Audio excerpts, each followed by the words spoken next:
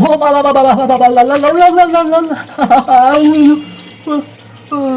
ওরে বাবা রে বাবা, এটা পানি নাকি অন্য কিছু? পুরা কলিজা একদম কাঁপাই দিল, আত্মা পুরো উড়ে গেল। মানে এই তো বরফের চাকু, যেখানেই লাগাই সেখানেই পুরো অবশ হয়ে যায়। বাপ রে বাপ! তার উপর যখন ঠান্ডা পানিতে মুখ ধোয়া রিয়েলিটি চেক খাইলাম, তখন ঠাস করে একটা কথা মাথায় পড়লো, আরে আমি তো দুদিন ধরে গোসলই করি না।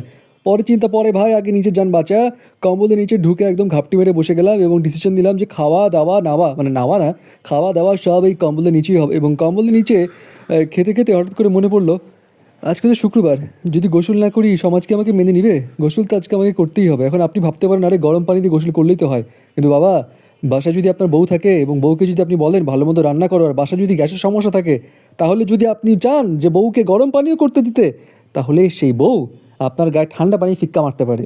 এবং এই কথা চিন্তা করে আমার গায়ে তো আরও শিহরণ জাগা হলো এবং আমি ভাবলাম যে না, উপায় একটা বের করতেই হবে।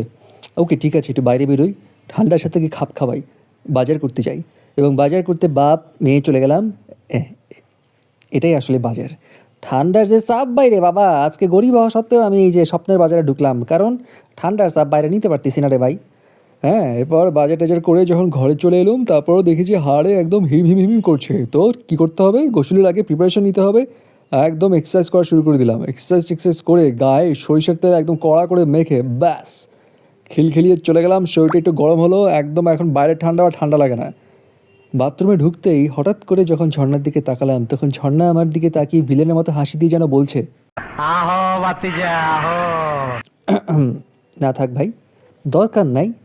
হ্যাঁ, অংশগ্রহণই বড় বিষয়। মনে মনে যে ভেবেছি গোসল করবো, এটাই বড় বিষয়। এর থেকে বেশি বাহাদুরি দেখানোর দরকার নাই। এই দাঁড়া, ভুল করে ঝর্ণা ছেড়ে বললাম রে ভাই, আল্লাহ তোমার কাছে বিচার দিলাম আমি।